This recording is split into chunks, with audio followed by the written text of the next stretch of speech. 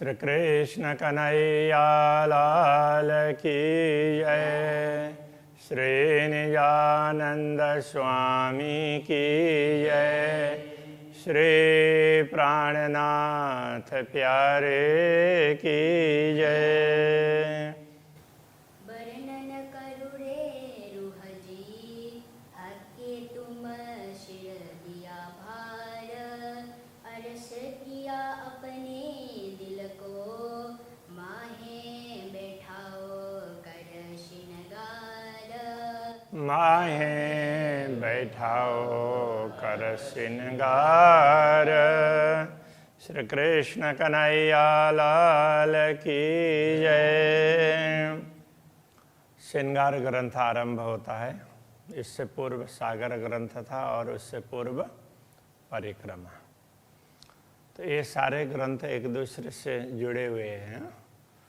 परिक्रमा से बात करते हैं तो परिक्रमा में परमधाम का वर्णन किया। एक प्रकार से कहें कि भौगोलिक वर्णन। उसमें फिर अक्षरातीत की अलग अलग प्रकार की लीलाएं, उनका वर्णन हुआ।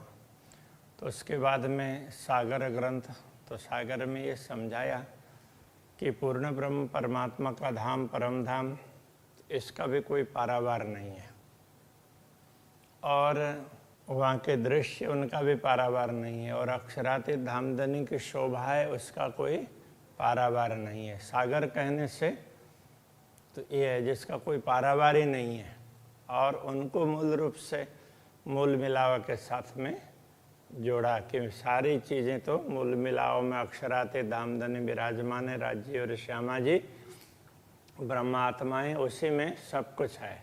ऐसा करके उन्हीं से ही तो सब है।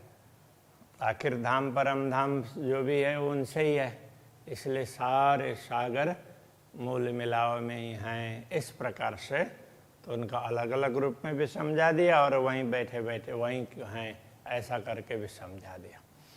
और उनका अनुभव करवाने के लिए तो फिर ये ज्ञान की बात कही और प्रेम की बात कही, प्रेम कैसा होता है। फिर संबंध की बात बताई निस्वत, और उसके बाद में कृपा की बात बताई। अब श्रृंगार ये कहना चाह रहे हैं कि श्रृंगार में वैसे तो इसमें बहुत बातें हैं ज्ञान की और सारी रीत भात बहुत कुछ समझाया, बहुत बड़ा ग्रंथ है, किंतु मूल रूप से ये कहना चाह रहे हैं कि ये सारी शोभा पूर्ण ब्रह्म परमात्मा की ही है। तो उनका ही ये सारा श्रृंगार है जो कुछ भी अनुभव कर सकते हैं अखंड का, और ये नश्वर जगत है, ये केवल कल्पना है। इस बात को समझाना चाह रहे हैं। तो अब ये मंगलाचरण आरंभ में ही है। वर्णन करु रे रूह जी, कहते हैं कि हे आत्मा तुम इसका वर्णन करो।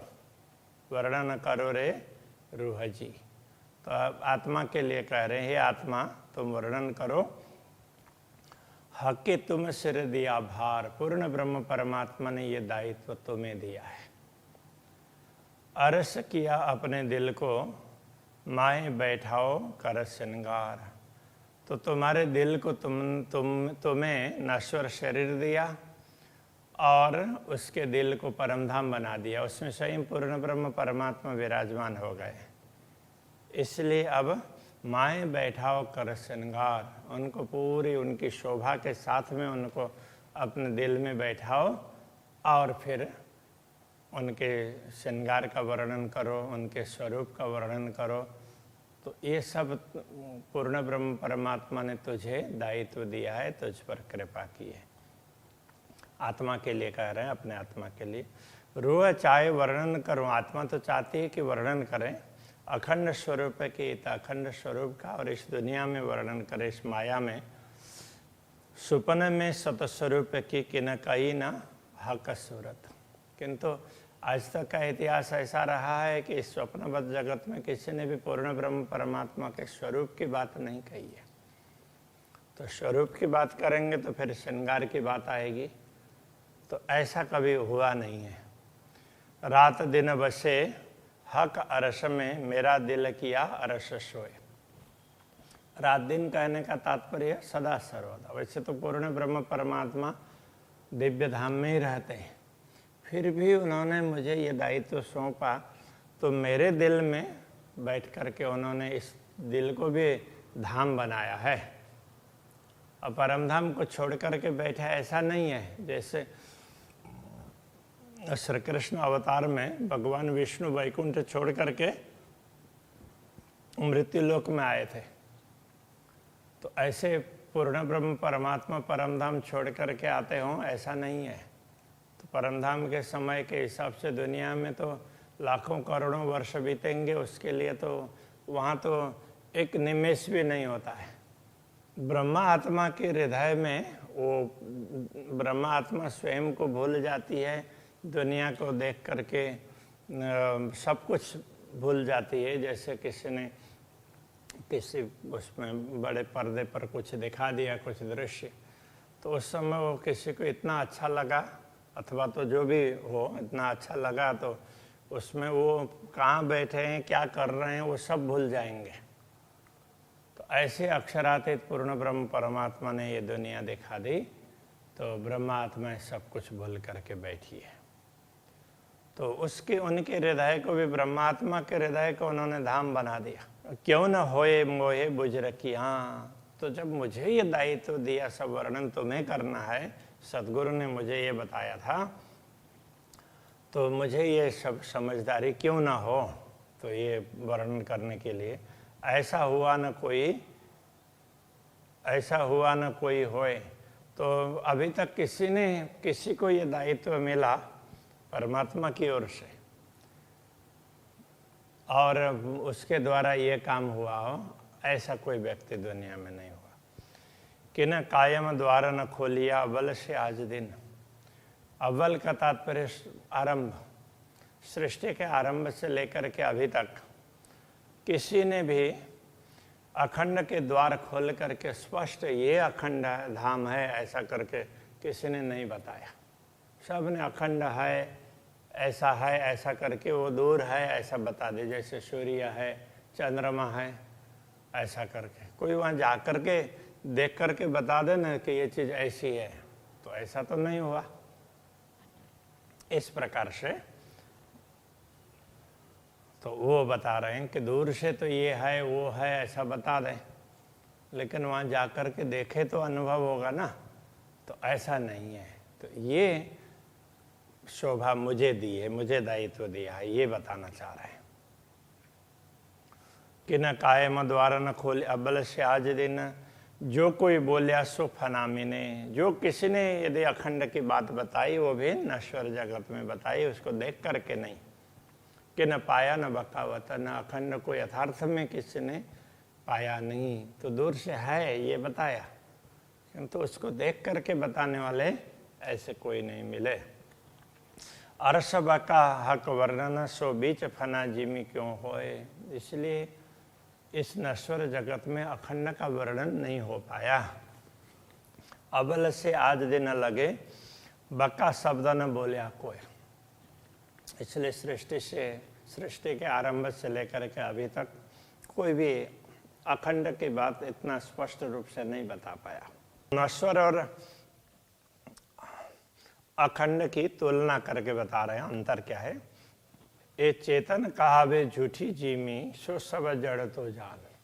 इस नश्वर जगत में जो भी चेतन दिखाई देते हैं, ये यथार्थ में जड़ी हैं, इनको जड़ी समझ लो। जो थीर कहावे अरश में, परमधाम में जो स्थिर है, दुनिया में जो चलायमान है वो भी जड़ कहलाएंगे। परमधाम में जो स्थिर है तो उनको भी चेतन समझना चाहिए। परमधाम में हर वस्तु चेतन है और दुनिया में कोई भी चेतन नहीं है। कहने का तात्पर्य यह है, दुनिया जड़ी ही है, चेतन तो इसमें थोड़े समय के लिए आते हैं, उनका दृष्टि पड़ती है। ब्रह्मात्मा और ईश्वरी सृष्टि, उनकी तो दृष्टि पड़ी है, तो खुद तो चल करके नहीं आए हैं वहाँ छोड़ करके। और इसको, इस जड़ता को भी बढ़ाने के लिए जो चेतनाएं आई है वो भी अस्थाई आई है, मूल रूप से तो आई नहीं। तो दुनिया तो ये सब जड़ी है, मूल रूप से इसमें कुछ भी चेतन नहीं है। वो अस्थाई, थोड़े उस क्षण के लिए जो भी जीव सृष्टि आती है तो इस प्रकार से आती है। ये झूठी रवे से और है, और अरस में और नामत। दुनिया की रीत भात इसलिए झूठे हिसाब से अलग प्रकार की है, और परमधाम की रीत भात अलग है। तो परमधाम को समझने के लिए पहले परमधाम की रीत भात को समझना होगा। एक या निमुना अरस जानने पर बने न तफावत। ये उदाहरण जो दे रहे हैं दुनिया का, परमधाम को समझाने के लिए बता रहे हैं। किंतु ये अंतर बताना, तफावत का तात्पर्य अंतर बताना भी ऐसे तो बनता नहीं है, क्योंकि ये तो कुछ है ही नहीं। परमधाम के लिए तो दुनिया में कोई उदाहरण है ही नहीं, इसलिए तो ये अंतर भी समझाने के लिए बताया। वास्तव में तो इसमें अंतर बताने का कुछ होता ही नहीं है। सतलोक मृतलोक दो कहे, और स्वर्ग कया अमृत। तो दुनिया में सत्यलोक, उसको तो अखंड मान दिया, और मृतलोक को मृत्यु होता है इसलिए वो नाशवान मान लिया, और स्वर्ग कया अमृत, स्वर्ग को भी अमर मान दिया, क्योंकि स्वर्ग में भी कोई मरते नहीं है। जब सारा स्वर्ग ही नाश हो जाता है तो फिर कहाँ चले जाएंगे। तो वो क्या है कि मृत्यु लोक में जो रात दिन मरना जीना होता है, तो उससे स्वर्ग में फर्क है। उस बात को समझना जरूरी है, किंतु सामान्य लोगों को ये मालूम है स्वर्ग में मरते नहीं है, अमृत पिया तो अमर हो जाएंगे। इसलिए सुखदेव जी के सामने भी देवता लोग अमृत लेकर के आए थे। इसको तो राजा परीक्षित को तो मृत्यु का भय है, तो ये अमृत पिला दीजिए, तो उसको मृत्यु का भय नहीं रहेगा। और आप जो अमृत पिला रहे हैं वो हमें पिला दीजिए, वो बताने के लिए आए थे। जो नीके किताबें देखिए तो ये सब उड़े से असत। यदि इन्हीं दुनिया में जो प्रचलित धर्म ग्रंथ हैं, उन्हीं ग्रंथों को यदि भली भांति विचार करें, उसका तलस्पर्शी अध्ययन करेंगे, तो पता चलेगा कि ये जो जिसको सतलोक कह रहे हैं, जिसको अमर कह रहे हैं, स्वर्ग को और मृत्यु लोक, के सारे नाश होने वाले हैं। इन्हीं ग्रंथों में बताया है।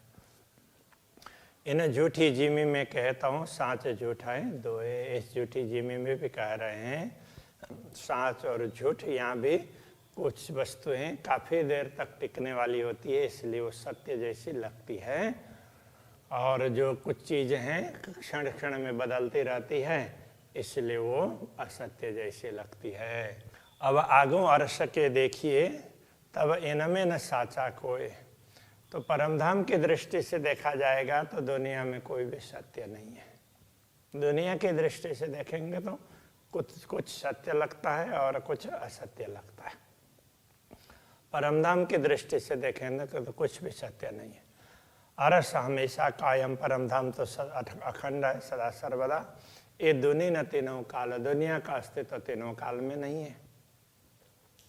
हुआ है ना होए सी, तो क्यों दीजिए अरस मिसाल। तो न तो ये दुनिया, न तो इसका कोई उदाहरण दिया जा सकता है, ना हुआ है, ना होए सी, न भविष्य में होगा। इसलिए परमधाम के साथ परमधाम के का उदाहरण दुनिया में दिया ही नहीं जा सकता। तो अथवा तो परमधाम के लिए दुनिया का मिसाल का तात्पर्य उदाहरण दिया ही नहीं जा सकता। ये बारीक बातें अरस की इत दिल जुआ पहुँचे नाए। परमधाम की बहुत ही सूक्ष्म बातें हैं, गूढ़ बातें हैं, तो वहाँ तक ये दिल और वाणी नहीं पहुँचते, मन और वचन दोनों ही नहीं पहुँचते। ए हुक्म कहवे हक का इल्म हुक्म के माँ है। जो कुछ बताया जा रहा है ये पूर्ण ब्रह्म परमात्मा के आदेश से कहा जा रहा है, और ये ज्ञान है पूर्ण ब्रह्म परमात्मा के आदेश के अधीन है। सत सुख के स्वरूप में कई आनंद आराम, तो परमधाम के स्वरूप में कई सत्य सुख है। इन सार में कई सत सुख, सो मैं निर्णय करो निर्धार बोलते हैं ना, तो इसमें कई सुख है। तो परमधाम के स्वरूप में कई आनंद आराम, अनेक आनंद, जितना समझ लो पारावारी नहीं है आनंद का, शांति का। कई खुशहाली खूबियाँ, कई खुशहाली खुशियाँ खूबियाँ, ऐसी विशेषताएं। अंग छूटे ना आठों जाम, तो वो आनंद तो आठों याम तो दिल से छूटता ही नहीं है। अरस सबे है चेतन, परमधाम में सब कुछ चेतन है। हर चीज में सब गुण, प्रत्येक वस्तु में सब प्रकार के गुण मिलेंगे। सब न्यामतें एक चीज में कमी न माए कि न, किसी एक में भी सब प्रकार के गुण मिलेंगे। इसलिए कमी न माए कि न, परमधाम में किसी प्रकार की कमी नहीं है। इन झूठी जीमी में वर्णन सत्य स्वरूप को कहो न जाए, तो सत्य स्वरूप का वर्णन दुनिया में हो नहीं सकता। जो कबू कानों ना सुनी, जो कभी कान से भी नहीं सुना है, सो क्यों जीव हृदय समाए, तो वो हृदय में वो बात जीव के हृदय में कैसे टिकेगी। जो कभी सुना ही नहीं सुना होगा तो उसको कैसे स्मरण कर पाएंगे। ये कहना चाह रहे हैं, दुनिया की रीत से तो ये नहीं हो सकता। इसलिए ये लीला जाने सृष्टि ब्रह्म की, परमधाम की लीला तो ब्रह्म सृष्टि ही जान सकती है। जाए पहुँचा होए तारतम्य, उसमें भी वही ब्रह्मात्मा जान सकती है जिसको तारतम मिला है, और तारतम को जिसने समझ लिया है। ये दृष्टि पूर्ण तब खुले जाए अबल आखर इलम, जब ये दृष्टि पूरी खुल जाती है, ये दृष्टि पूर्ण तब खुले तो जाए अव्वल आखर इलम, तो जिसको अव्वल का तात्पर्य आरंभ, तो सृष्टि के आरंभ से लेकर के सृष्टि के आरंभ का ज्ञान भी जिसको प्राप्त हुआ हो, तो अभी तक जो परंपरागत रूप से चल रहा है, और इन कहने का तात्पर्य धर्म ग्रंथों का ज्ञान भी हो, और उन धर्म ग्रंथों का रहस्य खोलने के लिए तारतम ज्ञान आखिर में आया है, तो उस ज्ञान का भी जिसको पता हो तो वो इन सारे रहस्यों को बता सकते हैं। ये कहना चाह रहे हैं, उनकी दृष्टि खुल जाती है तो वो उसको परमधाम का वर्णन कर सकते हैं। तो ये ब्रह्मात्माओं को शोभा दी है। कहे वेद वैराट कछुए नहीं, यथार्थ में देखो तो वैदिक ग्रंथों में कहा है कि विराट कुछ भी नहीं है। जैसे आकाश फूल, ये सारा ब्रह्मांड, जैसे आकाश का फूल बोल देते हैं, तो आकाश में फूल होता ही नहीं है, तो बोलने के लिए बोल दिया, कुछ नहीं है ये कहने के लिए बताया। ये 14 तबक जरा नहीं, तो ये 14 लोक का भी कोई अस्तित्व नहीं है। ना कछु डाल न मूल, तो इसका न तो शाखाएं हैं, न मूल है, न कुछ है। श्री कृष्ण कन्हैया लाल की जय। ना कछु डाल न मूल, ना कछु डाल न मूल, कहे वेद वैराट कछुए नहीं, कहे वेद बैराट कछुए नहीं। जैसे आकाश फूल, जैसे आकाश फूल, ए 14 तबक जरा नहीं, ए 14 तबक जरा नहीं। ना कछु डाल न मूल, ना कछु डाल न मूल, ना कछु डाल न मूल। कृष्ण कन्हैया लाल की जय। सतगुरु महाराज